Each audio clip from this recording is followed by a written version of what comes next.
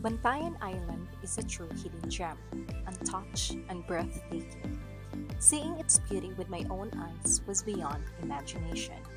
Nature embraced me, soothing my soul and easing the burdens I didn't even realize I carried. From the moment I set foot on its shores, the island captured my heart. Now, I want to share my first unforgettable experiences: the golden sunrise, the warmth of the locals, the crystal clear waters, the majestic caves, and the untold stories that make this place impossible to leave. Bantayan is not just a destination, it's a feeling, an escape, a place that stays in your heart. Come, join me on this amazing journey and experience the magic of Bantayan for yourself.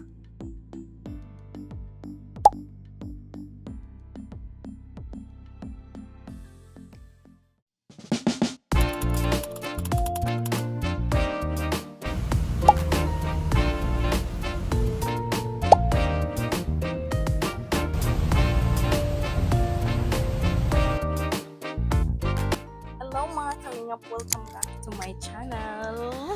Today is really special because it is my first time visiting this place.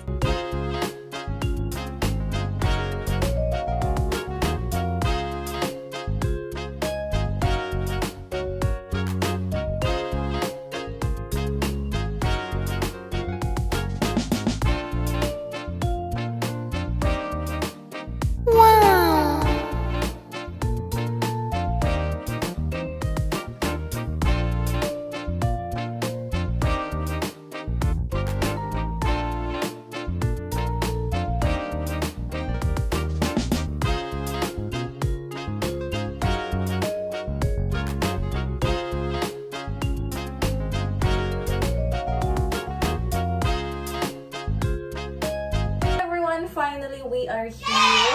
This is my first time po talaga na mat-try ang ganitong klaseng setup. A quick room tour. So, we are staying here po dito sa Santa Fe. And yes, right po. Ito po ay shared room.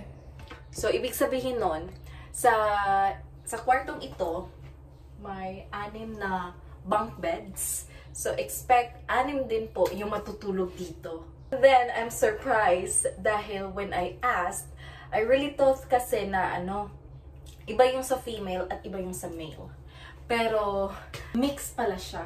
What? So, this is how it looks. So, I occupy this part. Yan. Yan po yung stay. Hi! I toilet. Toilet lang po. I shower. Shower. At saka, iba yung toilet. See?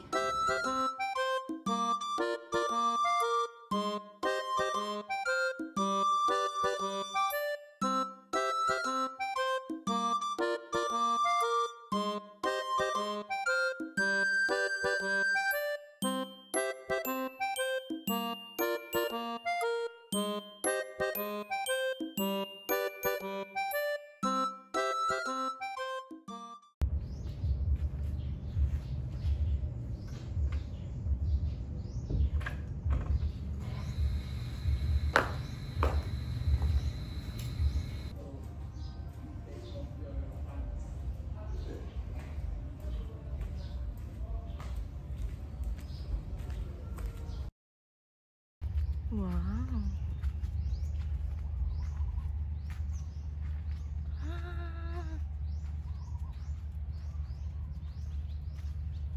Kasama. Tour guide tayong aso. So, mga kalingap, bago po natin libutin at saksihan ang magandang tagline ng islang ito, ay atin munang kilalanin at alamin. Una, ang Bantayan Island ay isa sa pinakamagandang isla na matatagpuan dito sa Cebu. Kung galing ka sa Cebu City, papuntang Hagnaya Port, it takes 3 to 4 hours by bus or by van. Depende po yan sa sa daloy ng trapiko. So earlier, when we went here, Inabot lang po ng 2.5 hours yung biyahe natin. Mabilis lang. Kasi nga, hindi na po ako pumunta ng Cebu City. Nag-antay na lang po ako sa Consolacion. And since yung place ko ay pa northbound, so naka-less po tayo ng time. So yung fare naman, depende kung air-conditioned ba yung bus mo or hindi. And then yung van. So earlier, we paid 158 galing sa Consolacion papuntang Hagnaya Port.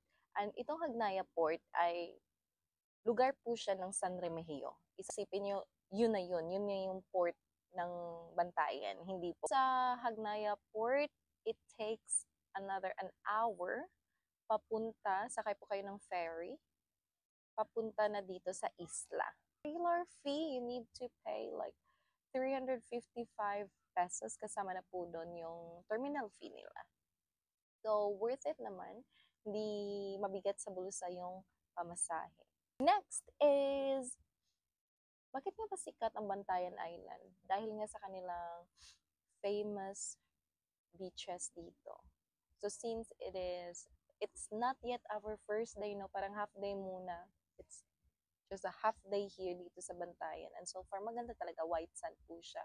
And first time ko din po, so excited din akong libutin ang lugar na ito. A bit of information about Bantayan Island. So, ang islang ito ay administratibong nahahati sa 3 munisipalidad. Una, yung Bantayan. So, yung Bantayan, siya yung pinakamalaki. Madrideos. Yes. Ito naman po ay sumasakop sa hilagang bahagi ng isla. And then, yung pangatlo ay yung Santa Fe, kung saan kasalukuyan po tayo nandito sa Santa Fe. So, ang Santa Fe naman, siya ang sentro sa turismo. So, marami talagang turista dito. Kanina, we went to MJ Square at nasaksihan ko talaga na ang daming mga foreigners na dumadayo sa lugar na ito. Most of them ay parang Western, galing sa Western countries. Pamamasyal po natin dito ay kailangan din tayong matutong mag-budget. So, by the way, ang kabuuan ng islang ito, yung lawak niya ay 108.77 kilometrong kwadrado. Batay po sa nakalap nating impormasyon, no? Sa taong 2020, yung datos nila. So, ito po yung pinaka-latest na datos na meron sila. Yung Bantayan po ang may pinakamaraming tao na umabot ng 86,200 plus. See, imagine. Ang daming mga lokal na naninirahan doon. And then, yung pangalawa naman ay yung Madrideos or Madridejos. Okay? Ano katao? May 45,000 katao na nakatira doon. At saka yung pinakalas ay yung Santa Fe na 35,000 na mga residente na nakatira. So, umabot ng 100,000 plus yung mga overall na tao na nakatira sa islang ito.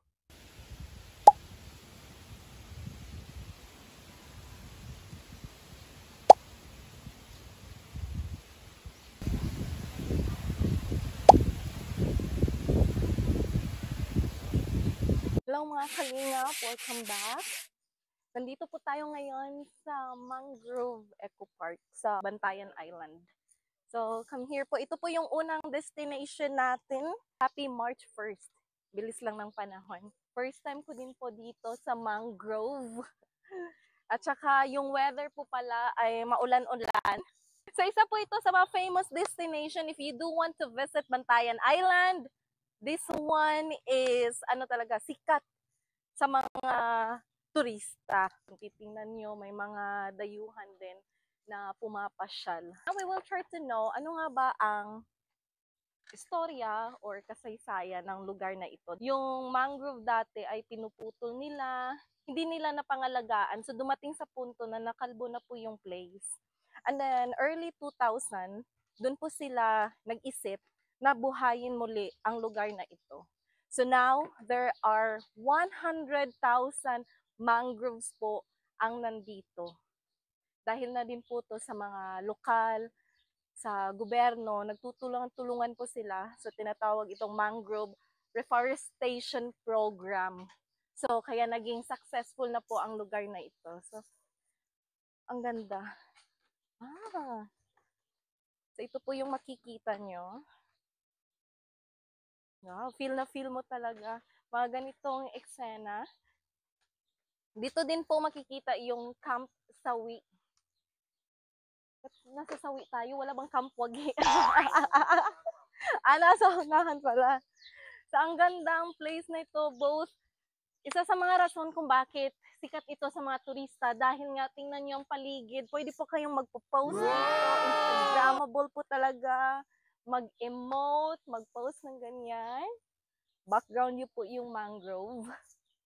So I do hope if you want to visit this place, hindi lang po puro picture taking kung maaari. Alamin din po natin yung kasaysayan ng lugar, nang sa ganun ay mas lalo nyo ma-appreciate. So by the way, hindi lang po pala mangrove ang makikita nyo sa lugar na ito. May mga samut-saring isda din. Bukod sa picture taking, pwede din po kayong mag-kayaking dito. Sabi ko kanina, hindi lang mangroves ang nandito, hindi lang mga isda, kundi pati na din yung mga ibon. May mga migrate ibon. So, ibig sabihin nun, hindi taga rito yung ibon. Parang dumadayo lang sila kasi nga, napakaganda ng paligid, napakatahimik. So, kung gusto nyo mag-soul searching or broken-hearted kayo, mag-meditate, mag-reflect. Kasi yung Bantayan Island, mga kalingap, ay isa din to sa mga famous na destination sa mga sawi sa pag-ibig.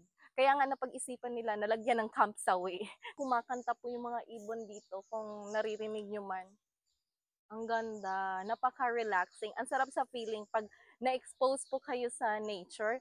Talagang yung mga burden nyo sa buhay, yung mga pinapasan yung hinanakit ay dito talaga ay mawawala. Unta mga kita ta. What? O saan ni iyan ang bunga? Oh, bunga mo, itusok. Dako na siya. Ay, po yung bunga. So, yun din po yung magsisilbing ano din, yung itatanim. So, kung minsan, nahuhulog lang yan ng kusa at pag low tide, pag nabaon na siya sa lupa, mag-grow na siya itself. Ang galing! Wow! Ang galing, no? Napaka-ano ng nature. Amazing. See? Totoo talaga na nature helps you to relieve your stress. Ito tayo sa Camp Sawi. Ito yung pinaka-famous na landmark. Pag nandito ka sa mangrove, hindi talaga mawawala yung ganito, Camp Sawi! Guys. So sa lahat po ng mga sawi dyan, do not lose hope, no? Parte lang po yan ng buhay natin na kailangan nating masawi nang sa ganun ay may matutunan tayong aral. At saka, it will help us to grow as a human being. Charot lang. So everyone, nandito na tayo ngayon sa mangrove tunnel. As you can see, parang naging kalbo po sila, pero hindi po pala yun. Lahat ng mangrove na nakikita nyo dito, mahahaba po sila. It means po, mga lalaking mangrove po yan. Wow! Ito, yung nasa paligid natin. Hindi po yan kalbo, mga kalingap ha. Hindi po yan kinalbo, hindi po yan pinutulan ng mga sanga-sanga, hindi po. Sadyang, ang mangrove na ito ay mahaba lang talaga. Mahaba, mataas, like, their sizes. So, ma-differentiate niyo pala yung mangrove. Pag yung maliliit lang, female pala yun. Pag ganito, male mangroves. So, impressive, no? Ganito ka-amazing yung kalikasan. This is definitely new experience. This time ko makakita ng mga matataas na mangroves kasi sa pagkakaalam ko lang talaga ay yung mga maliliit lang. Look at that. Hindi, at this part po, yung nakikita nyo sa kanila, hindi po yan, sanga, roots po yan. Ito po yung mga roots nila. Parang Attack on Titan yung nakikita ko dito. Ang ganda. So, see? This is nature.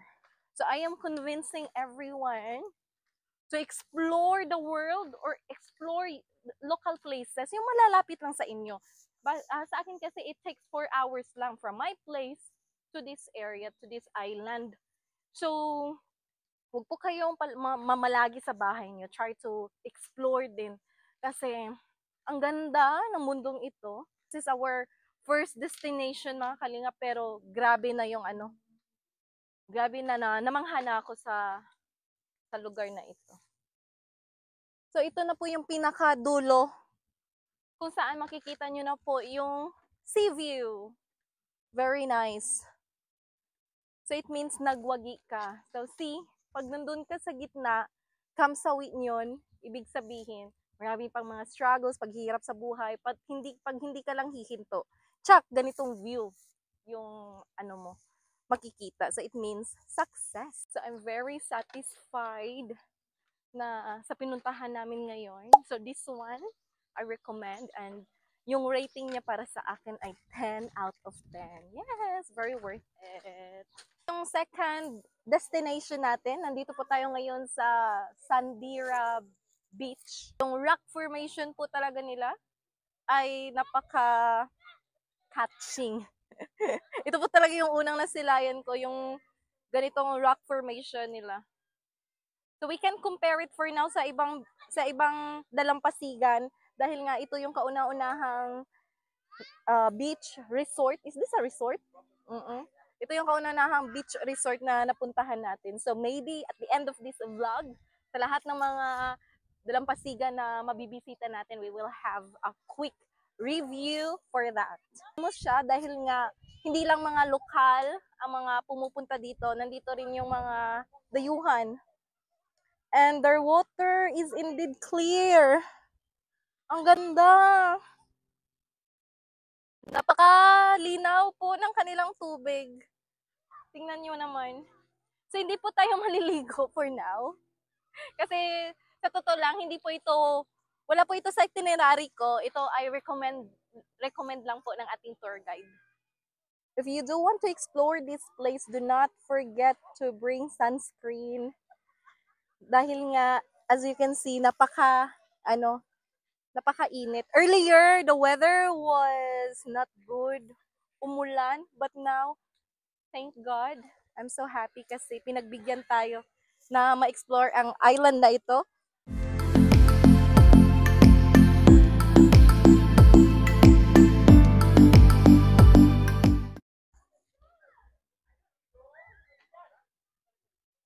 So, ayun na nga mga kalingap. Ito po yung third destination natin. So, if you are here sa Bantayan, you shouldn't miss this place. Ito po yung tinatawag na The Ruins. So, come here, pasok po tayo. Ito po yung loob niya. Ito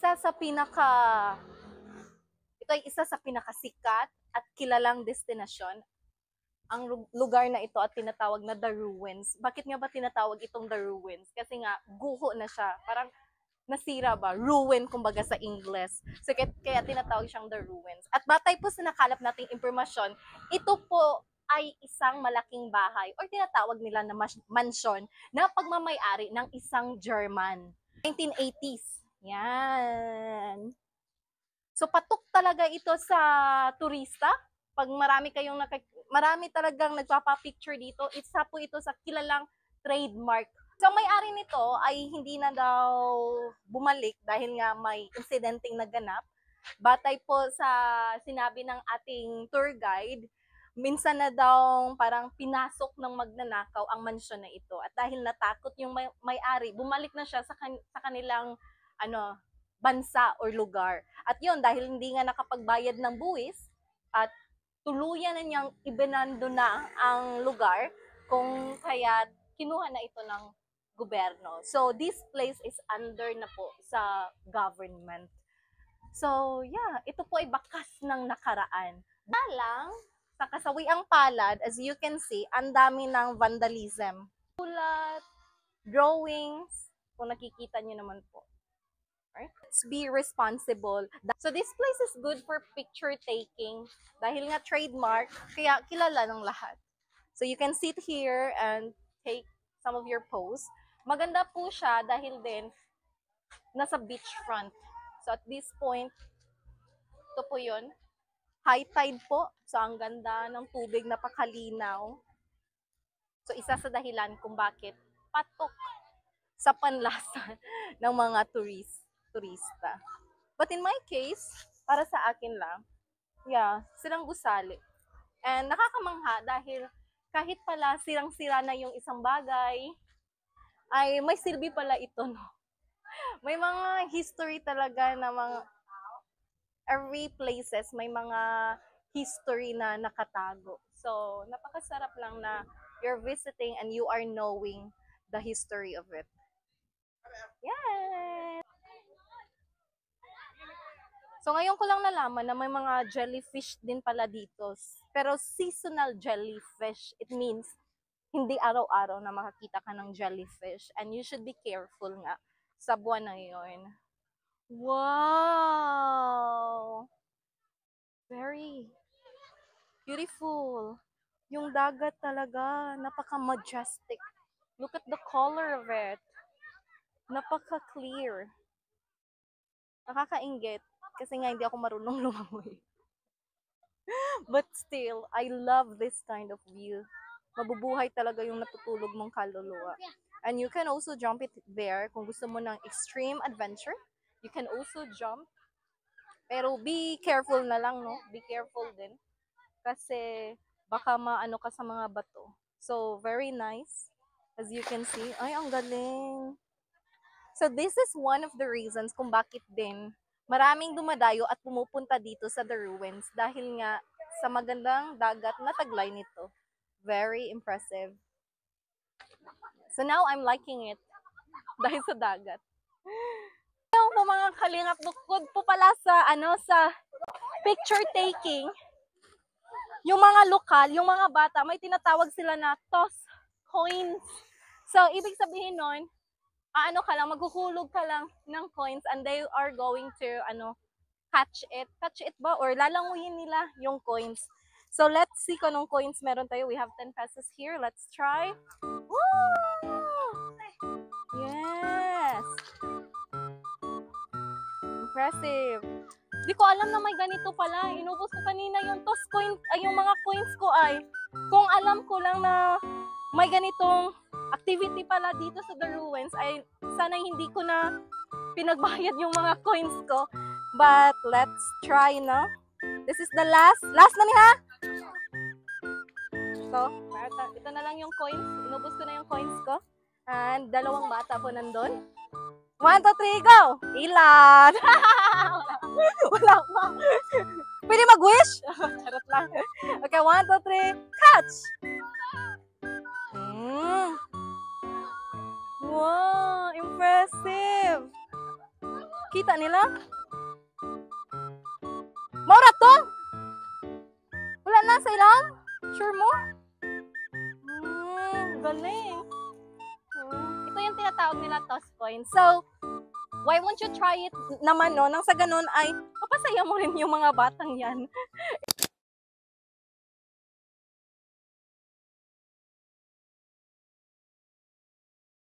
Yes! I'm so happy! I didn't expect na super masasabi ko talaga na this day, March 1st, I'm so happy. This is my new experience na pagiging isang solo traveler. Ganito pala ka-exciting, ganito kasaya, at ma-enjoy mo talaga bawat segundo, minuto, oras na sinispend mo. So, I am still here po dito sa Ogtong Resort kung saan matatagpuan yung cave, and I didn't miss the chance talaga, no, na ma-experience yung pa-cave nila. So, once again, Ogtong Cave is one of the famous caves dito po sa Bantayan Island. And earlier, we experienced it. And then, hindi lang yun ang nakakamangha. So, now, pag-usapan pala natin kung ano yung benefits na makukuha mo bilang isang pagiging solo traveler. Although I'm not an expert, pero base po ito sa aking first time experience. Una po talaga ay wala kang sinusunod. Hindi ka makakapaghingi ng mga advices, like sarili mong desisyon ang ang masusunod talaga, no? Like, you are making plans for yourself. Pero yung tour guide naman na meron ka, sila din yung tutulong sa'yo, no? Kasi sila nga ang mas alam nila yung lugar. So first, Yun, nagpaplano ka para sa sarili mo. And then no expectation kasi nga tanggap mo kung magandahan ka ba or hindi since traveling alone is also a trial and error. So, pag may puntahan kang ibang lugar, pag hindi ganun ka mangha, okay lang. Ganun, you're not expecting more. Kasi nga, ikaw lang naman yung magsasatisfy sa sarili mo. So, I'm so happy kasi so far sa mga napuntahan namin, today, una, pumunta kami sa Coconut Road, pangalawa sa Mangrove, pangatlo yung The Ruins, and pang-apat pala ito, yung Ogtong Cave. And I feel tired na. Gusto ko kasi yung ma-feel yung experience na makapagmuni-muni ka. Andito sa Ogtong yung ano natin, yung mahabang oras. Kasi nga, iniwan lang ako ng tour guide ko. So, I'm given the chance na magmuni-muni, mag-enjoy, at makipaghalubilo sa mga lokal. And ito yung isa sa mga benefits din. Earlier, while I was in the cave, nakikipag-interact po ako sa mga lokal doon. Yung isa, siya yung lifeguard sa cave. Yung dalawa naman ay tourist guides. And yung isa pa naman, si Sir, ay turista. So, all of them are Filipinos. And then, ang dami kong natutunang impormasyon, lalong-lalo na sa kasaysayan ng lugar. And sabi nga ni Sir, yung pinakamatanda sa yung talakayan namin kasi parang naging grupo kami habang nakikipagdiskusyon. And sabi ni Sir, and yung isa ding tour guide, yung mga kabataan kasi pumupunta sa ibang lugar para may masasabi na I'm here for picture taking lang, hindi talaga inaalam yung history.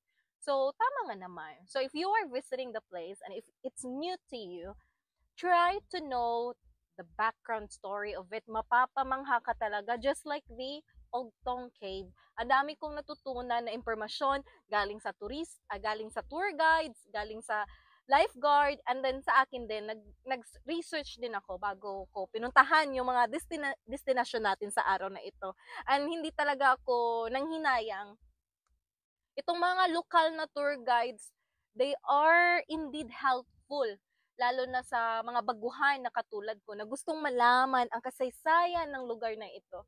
So, I'm so happy, really. Ang ganda. At saka yung sabi nila, makakapag-reflect ka on your own. Reflections. Kaya ko naman pala. Hindi naman pala sa lahat ng oras ay you need to rely to someone, to your friend, na kung hindi matutuloy yung lakad nyo dahil umayaw yung isa, nag-cancel yung isa, kaya hindi ka na rin aalis. No. Never. I will never ever do that. Starting today, pag ayaw ng isa, pag i-cancel bigla, okay, fine. I will go on my own. Thank God! As you can see naman, look at my background. At this point, gusto ko talagang i-try yung dagat nila. Kaya lang low tide. This moment, I'm very satisfied.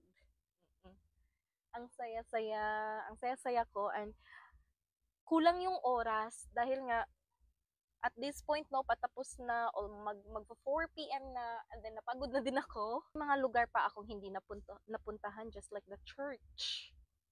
Yung church, and then yung Kota Park na isa din sa sa pinakasikat na tourist spots, and may great history din ang lugar na iyon. So, ang saya, ang sarap na nakikipagkwentuhan ka sa mga taong ito, di yung chismis, buhay ng ibang tao, kundi you are sharing your ideas about sa lugar. And then, akala ko talaga na yung mga nakalap kong impormasyon, base sa na-research ko, ay good enough na. Hindi pala, iba yung mga istorya paggaling sa lokal. And doon talaga ako namangha, at ito ang isa sa dahilan kung bakit nagpaganda ng aking travel experience. Always talk to these local people kasi sila ang may mas alam sa lugar na ito. Thank you God. And then another experience, yun, makakapag-reflect ka, totoo. Malalaman mo yung mga history about the places na pupuntahan mo. Mas lalong mai-embrace mo yung sarili mo. Okay, part of reflection na din yan. that you are proving to yourself na kaya mo naman pala. Hindi ka mamamatay pag ikaw lang mag-isa. And then yung safety, masasabi kong safe naman ang lugar na ito. And shout out to my tour guide. Nilagaan niya talaga ako. Nakaano lang ako, nakamotor lang kami. And then another thing is, dito nakatulog tayo ng mahimbing. Yung hindi trabaho, hindi problema yung iniisip mo, but this place talaga, yung nasa isipan ko lang ay gusto kong matuto, gusto kong may matutunan sa lugar na ito, and I want everything to be fruitful. And yes, it is indeed fruitful. Pinangarap ko lang to, sa totoo lang. Visiting this island, it took weeks for me to decide. Kasi yung una, inisip ko, kaya ko ba? Kaya ko ba na mag-travel ako lang mag-isa? Baka mabagot ako. Baka may mangyari. At saka, kaya ko ba alagaan yung sarili ko? I have a lot these questions. Naging doubt po ako sa sarili ko. And when I reach here, nawala lahat ng yun. Kapag kaya pa yung buhay mo. Kasi mas lalo kang mag-grow. Mas lalo kang mag-bloom. More on self-growth and self-love. Madali lang bigkasin, I know. But it's so hard to apply it. So if you're watching and kung gusto mo rin ma-experience ang ganitong klaseng bagay, do not hesitate. Go for it! Ang sarap palang mag-isa. But not most of the time, okay? Kasi may mga panahon din na we need someone to rely on. But as much as you can. At the end of the day, wala kang ibang kakampi kundi sarili mo lang. Do not limit yourself. Kasi mas ang dami mo pang ibubugay at mas makilala mo talaga yung sarili mo. Nandito po tayo ngayon sa Ogtong Cave. If you want another adventure, kung tapos na po kayo sa mangrove and then sa the ruins, do not miss the chance to visit Ogtong Cave. Nasa loob po ito ng Ogtong Resort. And for now, yung entrance fee po niya, dahil nga unavailable yung swimming pool, so yung access po natin ay yung cave itself and then yung mismong dagat. So the entrance fee is 150 pesos. Noong panahon ng mga Kastila, ang cave na ito ay naging parang taguan nila. Dahil nga sa mga pananalakay at sa pag-atake ng mga Espanyol. Weekends, marami po talagang mga turista ang pumupunta at dumadayo sa lugar na ito. So as you can see naman. So saan ba nakuha yung pangalang Ogtong Cave? Yung Ogtong. So yung Ogtong po ay hango po sa lokal na termino na source of water. Dahil ang tubig na ito ay hindi po siya dagat. Ito po ay natural spring na galing po talaga sa ilalim ng lupa. So see, ito po yung dahilan kung bakit pinupuntahan siya ng mga turista.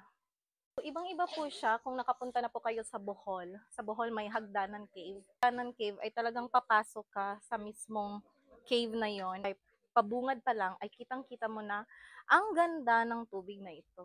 So very interesting. So kung hindi po kayo marunong lumangoy just like me, it's fine kasi hindi naman po ito malalim. Sabi nga ng mga tourist guide dito, yung lang niya, yung lalim ay 4 to 5 feet lang naman. Dito na po tayo sa Madridejos. Ito po yung isa sa pinakamagandang destinasyon dito sa Bantayan Island. Tayo sa Kota Fort, okay? Yung Kota po, ibig sabihin ay fort po siya. So as you can see, ito po yung bungad. And gawa po ito sa mga corals at saka sa stones at saka sa rocks. Kaya napakatibay. Ito po ay ginawa sa panahon ng mga Kastila. Okay, so now let's go inside at alamin natin ang history nito. Bakit nga ba nabuo ang fort na ito? Dahil po sa mga Moro pirate raids. Sila po yung mga pirata na nagmula sa Mindanao. Yung mga Tausug, Maguindanaon. Sila po yun na umaatake sa ilang bahagi ng Luzon at saka Visayas. Kaya nga natawag ang islang itong Bantayan Island dahil isa ito sa mga may watchtower na nagbantay. Okay, from the word bantay means to guard or to watch sa mga pirata na pumapasok. So bakit nga ba pumupunta ang mga pirata dati dito? So, may mga kadahilanan yan. At isa po ay ang pagkuha ng kanilang mga kayamanan or supply. Ito na lang po yung natitira sa fort na ito. So, saksi po ito kung ano ang nangyari noon sa panahon ng mga Kastila, sa panahon ng mga Hapon, sa mga World War II. Yes, ang ganda. My solo travel experience has been truly rewarding. It didn't just inspire me to explore more, but it also taught me to see the world from a new perspective and embrace independence. As I head back home, these memories will stay with me forever. I'm deeply grateful to the amazing people I met along the way, especially my tour guide, Kuya Dodo, and my new friend Winnie, and even the friendly dogs that made the island feel even more special. Thank you for making this journey unforgettable. I hope this video inspires you to step out of your comfort zone and experience the beauty of the world on your own. And to you, Bantayan Island, thank you for being my training ground. Your unique beauty and peaceful charm have truly inspired me. You have been given me the space to grow, reflect, and embrace the journey ahead. I will surely return with a stronger heart and a freer soul. Until next time. With love, Charlotte.